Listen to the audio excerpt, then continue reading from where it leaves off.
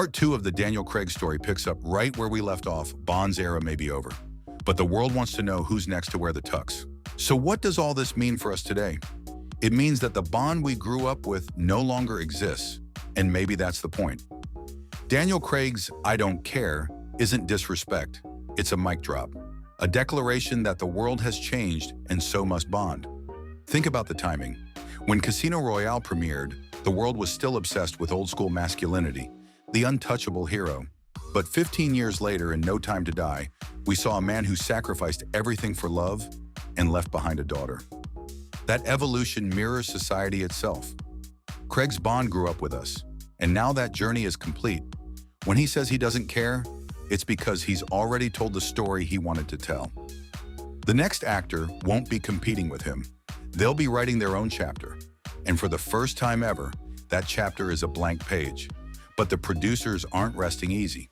Reports from Pinewood Studios suggest the search for the next Bond has become one of the most secretive casting missions in Hollywood history. Dozens of top-tier actors have screen-tested under codenames. Some insiders claim there's already a shortlist. Others say they've scrapped everything and started over. Barbara Broccoli told one journalist, "We're reinventing Bond for the next 20 years." That sentence says everything. The producers aren't just picking a new face, they're reprogramming an icon. And that's risky. Every Bond reboot defines its era. Connery's 1960s Bond was style and swagger. Moore's 70s Bond was humor and charm. Brosnan's 90s Bond was technology and glamour. Craig's Bond was emotion and realism. So what comes next? AI, surveillance, digital warfare, moral ambiguity? Maybe the next Bond won't just fight villains, he'll fight the world he represents. That's the kind of storytelling Craig hinted at when he said he doesn't care, because he knows Bond will always be bigger than the man in the suit. Still, the public can't stop guessing. Every day, social media explodes with fan casts. Tom Hardy, Richard Madden, Regé-Jean Page, even Cillian Murphy after Oppenheimer's success. Everyone's got a favorite, but no one agrees on what Bond should be anymore. Some want the charm back, some want the grit, others demand diversity. That division mirrors our culture today, fragmented, opinionated, and hungry for change. And maybe Craig's apathy is his way of saying, stop arguing. Let Bond be whoever he needs to be. When you think about it, that's pretty powerful. It turns his final role into a symbol of letting go, of allowing legacy to evolve without ego. But let's be honest, Daniel Craig walking away didn't just shake the Bond world, it scared Hollywood.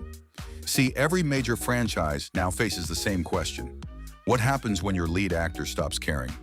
Look at Marvel. Look at Star Wars. Icons leave, fans revolt, and studios scramble to reinvent. Craig just did it calmly, on his own terms, and with $5 billion in box office history behind him. That's dominance. And yet, instead of clinging to it, he stepped away. That's why industry insiders call him the smartest exit in franchise history. He left before the audience could tire of him, and by doing so, he turned indifference into power. There's also the emotional side that fans rarely see. During interviews, Craig often said, playing Bond isolated him. The fame was suffocating, the training brutal. He couldn't walk down the street without being called Mr. Bond. For years, he carried a global brand on his shoulders, and when he finally set it down, the relief was visible. Watch any clip of him post-Bond. He smiles more, jokes more, and talks openly about his stage work and family. It's like the man reclaimed his name. So when he says he doesn't care who comes next, maybe it's not arrogance. Maybe it's peace. He's not rejecting Bond. He's releasing him. Meanwhile, the Bond team faces its biggest creative gamble yet. How do you rebuild a franchise that killed its hero? Rumors suggest the next film might reboot the timeline entirely. New origin, new MI6, even a new tone. Others whisper that the 007 number will pass to another agent, keeping Craig's universe canon while expanding the lore. Both options are risky. Kill continuity, and you lose emotional connection. Keep it, and every new actor lives in Craig's shadow. It's a dilemma that mirrors the same identity crisis Hollywood itself faces. Do we move forward or reboot nostalgia? And that's exactly why Craig's silence hits so hard. By saying nothing, he forces the world to ask everything. So what do you think? Did Daniel Craig make the right call walking away without looking back? Or should he have cared more about who takes his place? Drop your thoughts below, because this debate is just getting started. And if you love diving deep into the untold truth behind Daniel Craig's Bond legacy, don't forget to hit that like button, share this with your fellow movie fans, and subscribe for more cinematic deep dives just like this.